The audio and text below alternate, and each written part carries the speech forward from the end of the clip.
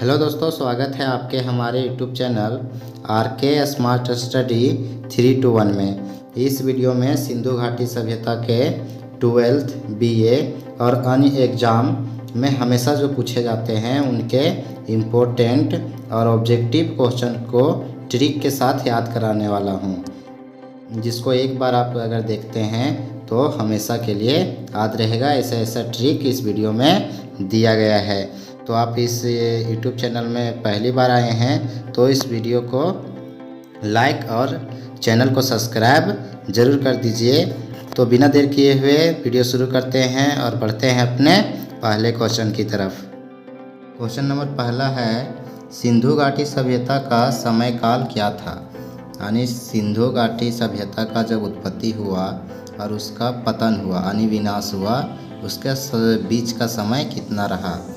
Option है 2350 से 1750 ईसा पूर्व, 3300 से 2400 ईसा पूर्व, 2350 से 1750 ईसा पूर्व, 2350 से 1700 ईसा पूर्व। तो इसका राइट आंसर हो जाएगा 2350 से 1750 ईसा पूर्व। इसको याद कैसे रखेंगे? तो इसका उत्पत्ति और इसका पतन दोनों के डेट में क्या है कि 50-50 यानी 50 इसमें भी है 50 इसमें भी है। तो एक ऐसा डेट को ढूंढना है जिसमें 50-50 हो। तो इस तरह से रखेंगे 2350 से 1750 ईसा पूर्व सिंधु घाटी सभ्यता का समय काल था। क्वेश्चन नंबर दूसरा है, सिंधु घाटी सभ्यता के नगर थे। ऑप्शन है मोहनजोदड़ो, हड़प्पा, कालीबंगा या इनमें से सभी। तो सिंधु घाटी सभ्यता एक बहुत बड़ा सभ्यता थी जिसके अंदर बहुत सारे नगर थे। तो इसका उत्तर हो जाएगा इनमें से सभी।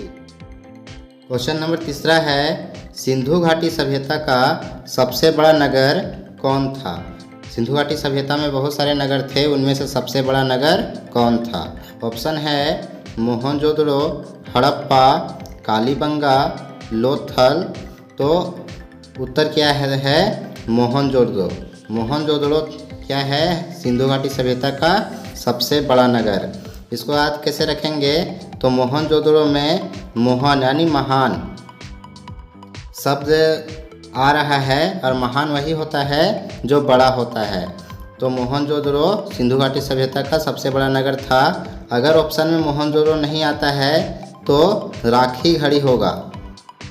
राखी घड़ी जो सिंधु घाटी सभ्यता का सबसे बड़ा नगर बताया जा रहा है, जो फिलहाल खुदाई में प्राप्त किया गया है। लेकिन पहले से मोहनजोदड़ो ही सिंधु घाटी सभ्यता का सबसे बड़ा नगर था। अगर ऑप्शन में दोनों आता है तो राखी घड़ी को लगाएंगे क्योंकि नया अपडेट है। अगर ऑप्शन में राखी घड़ी नहीं है तो फिर मोहनजोदड़ो ही सिंधु घाटी सभ्यता का सबसे बड़ा नगर है। क्वेश्चन नंबर चौथा है, हड़प्पा की खोज 1921 ईस्वी में किसने किया? हड़प्पा जो सिंधु घाटी सभ्यता का एक प्रमुख नगर है, इसकी खोज 1921 ईस्वी में। डेट भी याद रखेंगे, हड़प्पा की खोज कब हुई थी? 1921 ईस्वी में। तो 1921 ईस्वी में किसने किया था? ऑप्शन है दयाराम साहनी, राखलदास बनर्जी, माधववत्स रंगनाथ राव। तो आंसर कौन सा सही है? ये ऑप्शन ए दयाराम साहनी। अब याद कैसे कर सकते हैं? तो यहाँ पे किसकी खोज की बात किया जा रहा है? हड़प्पा की। और हड़प्पा से हड़प यानी हड़प लेना। और यहाँ पे दयाराम साहनी में राम है और रावण ने क्या किया था कि सीता को, राम की पत्नी सीता को रावण ने हड़प कर ले गया था। तो हड़प का संबंध किससे जुड़ता है? राम से जुड़ता है। तो इस तरह से याद रखेंगे, हड़प्पा की खोज किसने किया था? दयाराम साहनी ने। हड़प्पा जैसे ही आएगा याद रखना है कि हड़प्पा मतलब हड़प लेना। और ये किससे संबंध रखता है? राम से, क्योंकि राम की पत्नी को रावण हड़प कर ले गया था। क्वेश्चन नंबर 5वां है, मोहनजोदड़ो की खोज 1922 ईस्वी में। मोहनजोदड़ो की खोज कब हुई थी? 1922 ईस्वी में। किसने किया? ऑप्शन है दयाराम साहनी ने, राखलदास बनर्जी ने, माधववत्स ने, रंगनाथ ने। तो आंसर सही कौन सा है? राखलदास बनर्जी ने। अब इसे कैसे याद रखेंगे? तो यहाँ पे किसकी खोज बताया जा रहा है? मोहनजोदड़ो की खोज बताया जा रहा है। ये क्वेश्चन प्राचीन समय का है, पुराने समय का है। अब पुराने समय में क्या होता था? लोगों को दास बनाकर रखा जाता था, जिसमें से मान लेंगे कि मोहनजोदड़ो एक व्यक्ति है। मोहनजोदड़ो में एक नाम है मोहन एक व्यक्ति है जिसको क्या किया जाता था? दास बनाकर रखा जाता था। तो इस तरह से याद रखेंगे, मोहन को क्या किया जाता था? पहले यानी बहुत समय पहले दास बनाकर रखा जाता था। तो इसका मोहनजोदड़ो की खोज किसने किया? क्या हो जाएगा? राखलदास बनर्जी ने। और एग्ज़ाम की दृष्टि से अगर देखा जाए तो दो के ही खोज पूछा जाता है, पहला तो मोहनजोदड़ो और दूसरा हड़प्पा। अगर एक याद रखते हैं कि हड़प्पा की खोज दयाराम साहनी ने किया था, तो दूसरा क्या हो जाएगा? राखलदास बनर्जी। क्वेश्चन नंबर 6 है, सिंधु घाटी सभ्यता के जुड़वा राजधानी किसे कहा जाता है? ऑप्शन है मोहनजोदड़ो और चहुंदड़ो को, दूसरा ऑप्शन है हड़प्पा लोथल को, तीसरा है हड़प्पा मोहनजोदड़ो, चौथा है लोथल कालीबंगा। तो इसका राइट आंसर क्या है? ऑप्शन सी, यानी हड़प्पा और मोहनजोदड़ो सिंधु घाटी सभ्यता के जुड़वा राजधानी थे। याद कैसे रखेंगे? तो सिंधु घाटी सभ्यता में बहुत सारे नगर थे, लेकिन उन नगरों में सबसे प्रमुख नगर थे वो क्या थे? हड़प्पा था और मोहनजोदड़ो था। इसीलिए ये सिंधु घाटी सभ्यता के जुड़वा राजधानी के नाम से जाने जाते हैं। हड़प्पा और मोहनजोदड़ो की बीच की दूरी, यानी दो नगर थे हड़प्पा और मोहनजोदड़ो, उनकी बीच की दूरी कितनी थी? ऑप्शन है 481 किलोमीटर, ऑप्शन बी है 482 किलोमीटर, ऑप्शन सी है 483 किलोमीटर और ऑप्शन डी है 484 किलोमीटर। तो इसका राइट आंसर है ऑप्शन सी, अर्थात 483 किलोमीटर हड़प्पा और मोहनजोदड़ो के बीच की दूरी थी। क्वेश्चन नंबर 8वां है, सिंधु घाटी सभ्यता के लोग किसकी पूजा करते थे? ऑप्शन है विष्णु की, वरुण की, मातृदेवी की, इंद्र की। तो राइट आंसर है ऑप्शन सी, अर्थात मातृदेवी की पूजा करते थे, क्योंकि प्राचीन समय में स्त्रियों को भगवान की दर्जा दिया जाता था। सबसे अधिक इज्जत मान सम्मान किया जाता था वो स्त्रियों का होता था, इसीलिए इसका आंसर हो जाएगा मातृदेवी। 9 है हल का साक्ष्य, अर्थात जहाँ खेत जोता गया था, ऐसा साक्ष्य कहाँ से प्राप्त हुआ है? ऑप्शन है हड़प्पा, मोहनजोदड़ो में, कालीबंगा में या लोथल में। तो इसका राइट आंसर है ऑप्शन सी, अर्थात कालीबंगा में। इसको याद कैसे रखेंगे? तो यहाँ पे क्या पूछा जा रहा है? हल का साक्ष्य। हल जिसको जोता जाता है, और कहाँ जोता जाता है? हल को कहाँ चलाया जाता है? मिट्टी में। और यहाँ पे एक मिट्टी है 4 ऑप्शन में, एक ऑप्शन में काली। कौन सी मिट्टी है? काली मिट्टी। तो इस तरह रखेंगे कि हल से जोत कर, यानी हल चलाकर काली मिट्टी में हल चलाकर क्या किया गया? बाग बनाया गया, एक बागान बनाया गया। तो इस तरह से याद रखेंगे, हल का साक्ष्य कहाँ से मिला? कालीबंगा में, क्योंकि हल मिट्टी में चलाया जाता है। और 4 ऑप्शन में ऑप्शन सी में है काली मिट्टी और बागान, यानी काली मिट्टी में हल चलाकर क्या किया गया? बागान बनाया गया। इस तरह से याद रखना है इस प्रश्न को। क्वेश्चन नंबर 10वां है, सिंधु घाटी सभ्यता में बंदरगाह कौन सा नगर था? ऑप्शन है हड़प्पा, मोहनजोदड़ो, कालीबंगा या लोथल। तो इसका राइट आंसर है ऑप्शन डी, अर्थात लोथल। क्या था? एक बंदरगाह था। इसको याद कैसे रखेंगे? तो बंदरगाह का अर्थ होता है समुद्र का किनारे का स्थल जहाँ पे नाव आकर रुकती थी। तो समुद्र के किनारे का स्थल, स्थल का अर्थ होता है थल। और ऑप्शन में देखेंगे कि वह थल किस में है? तो किस में है? लो थल। यानी लोग बंदरगाह में क्या करते थे? सामान उठाते थे और लाते थे। उस थल को क्या कहते हैं? बंदरगाह। तो इस तरह से याद रखेंगे, बंदरगाह समुद्र के किनारे का स्थल होता था। तो इस तरह से लोथल क्या था? सिंधु घाटी सभ्यता का एक बंदरगाह नगर था। क्वेश्चन नंबर 11 है, हड़प्पा सभ्यता का स्वरूप क्या है? ऑप्शन है ग्रामीण सभ्यता है, शहरी सभ्यता है, भोजन संग्राहक सभ्यता है या कबीलाई सभ्यता है। तो इसका राइट आंसर है ऑप्शन बी, अर्थात यह एक शहरी सभ्यता है। ये जानकर बहुत ही अजीब लगता है कि मानव का विकास कर्म पहले ऊपर था, ऊपर से फिर ये मानव का विकास कर्म नीचे आता है, नीचे से फिर ऊपर गया है। यानी पहले लोग विकास कर चुके थे और यह कर्म धीरे धीरे नीचे आने लगता है। यानी पहले लोग शहर में रहते थे और शहर के बाद फिर लोग कहाँ रहने लगे? गांव में रहने लगे और फिर शहर का विकास हुआ है। अर्थात हमारा विकास कर्म क्या है? उल्टा है।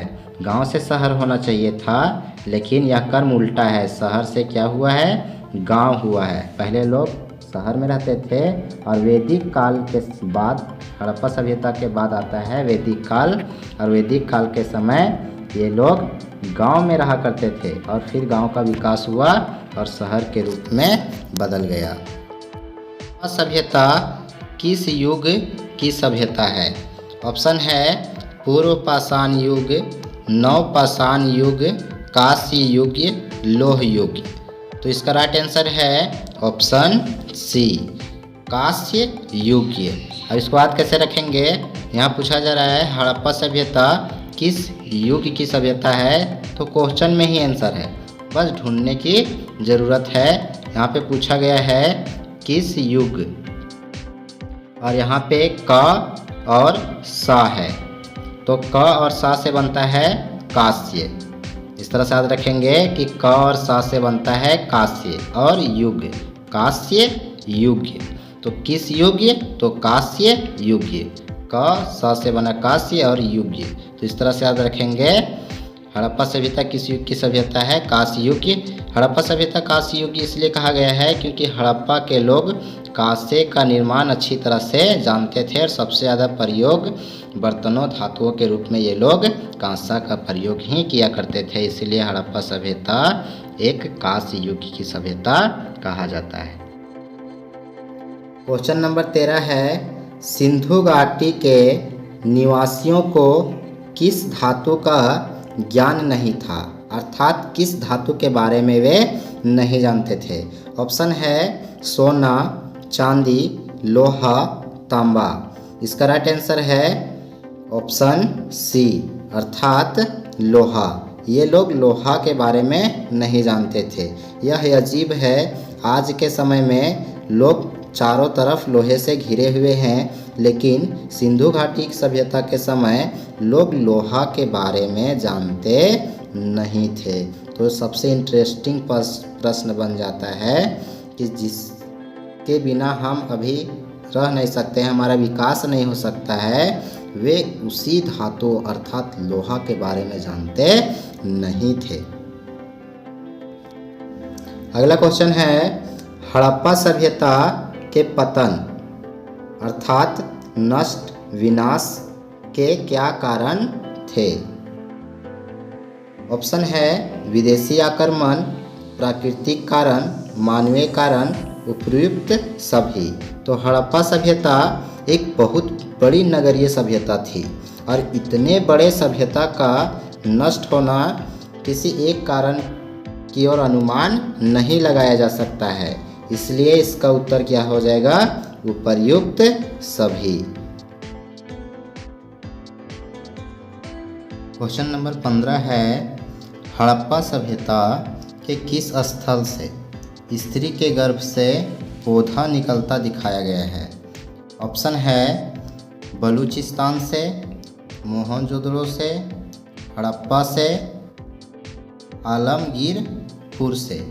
वह कौन सा हड़प्पा सभ्यता का नगर है जहां पर एक स्त्री की मूर्ति मिली है जिसके गर्भ से पौधा निकलता हुआ दिखाया गया है? तो हमारा राइट आंसर है ऑप्शन नंबर सी, हड़प्पा। अब बात कैसे करेंगे? तो यहाँ पे किसके गर्भ से पूछा जा रहा है? स्त्री के गर्भ से पूछा जा रहा है। तो स्त्री यहाँ पे है, तो हड़प्पा में भी क्या है? पप्पा। कैसी है? पप्पा यानी पप्पा। स्त्री यहाँ पे है और पप्पा जिसको क्या कहते हैं? पुरुष यानी पिताजी हमारे। तो पिताजी यानी पप्पा यहाँ पे है और स्त्री यहाँ पे है। तो इस तरह से संबंध बनाएंगे कि स्त्री और पप्पा किसमें है? हड़प्पा में। तो इस तरह से याद रखेंगे, हड़प्पा। अगला क्वेश्चन है, हड़प्पा सभ्यता की मुहरे अर्थात पैसा कह सकते हैं किस चीज़ की बनी होती थी? अभी का समय तांबा या फिर कह सकते हैं एल्युमिनियम, लोहा आदि से बना होता है, लेकिन हड़प्पा सभ्यता के जो पैसे थे वह किस चीज़ के बने होते थे? तो हड़प्पा सभ्यता के मुहर जो थे वो एक तरह का खास प्रकार का पत्थर से बनाते थे। ऑप्शन देखते हैं, लोहा है, तांबा है, कांसा है, सेल खड़ी है। तो ये लोग किस चीज़ का मुहर रहता था? तो पत्थर का रहता था। प्राचीन समय में, पहले के समय में धातु की मुद्रा मुहरे नहीं होती थी। इस चीज़ का होता था? तो पत्थर का, जो एक खास प्रकार का पत्थर होता था। तो यहाँ पे ऑप्शन डी में है सेल।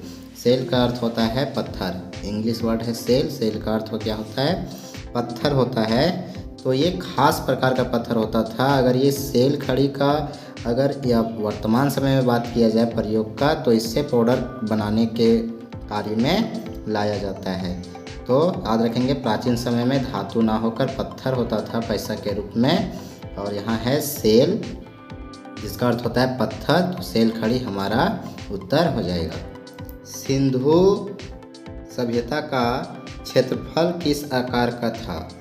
ऑप्शन है आयताकार, वर्गाकार, वृत्ताकार या त्रिभुजाकार। तो हमारा राइट आंसर है ऑप्शन नंबर डी, त्रिभुजाकार। कैसे? तो ये सबसे ज़्यादा विकास हुआ था सिंधु घाटी सभ्यता का, वो पाकिस्तान की तरफ हुआ था, और पाकिस्तान के बाद ये बिहार की तरफ हुआ था, और ये फिर आ जाता है हमारा मुंबई की तरफ, राजस्थान की तरफ, गुजरात की तरफ हो जाता है। तो ये एक ऐसा आकृति बनाता था, त्रिभुज के आकार का बनाता था। इसीलिए सिंधु घाटी के सभ्यता का क्षेत्रफल जो कि अच्छी हो जाएगा त्रिभुजाकार। क्वेश्चन नंबर 18 है, सिंधु घाटी सभ्यता किसके समकालीन नहीं मानी जाती है? ऑप्शन है चीन की सभ्यता, मिस्र की सभ्यता, मेसोपोटामिया की सभ्यता या क्रीट की सभ्यता। तो राइट आंसर है ऑप्शन 1, चीन की सभ्यता, क्योंकि चीन की सभ्यता का विकास सिंधु घाटी सभ्यता के बहुत बाद हुआ था। लेकिन मिस्र की सभ्यता, मेसोपोटामिया की सभ्यता, क्रीट की सभ्यता सिंधु घाटी सभ्यता के समय थी, और इसका संबंध सिंधु घाटी सभ्यता से भी था। बहुत सारे वस्तुएं का आयात निर्यात व्यापार इन सभ्यताओं से हुआ है। बहुत सारे साक्ष्य सिंधु घाटी सभ्यता का इन सभ्यताओं में मिला है, और इन सभ्यताओं का साक्ष्य सिंधु घाटी सभ्यता में मिला है। तो ये सब उस समय थी, लेकिन चीन की सभ्यता उस समय नहीं था। क्वेश्चन नंबर 19 है, सिंधु सभ्यता में समाज का स्वरूप क्या था। अगर अभी बात किया जाए तो अभी का समाज का स्वरूप क्या है, तो पितृ सत्तात्मक स्वरूप है।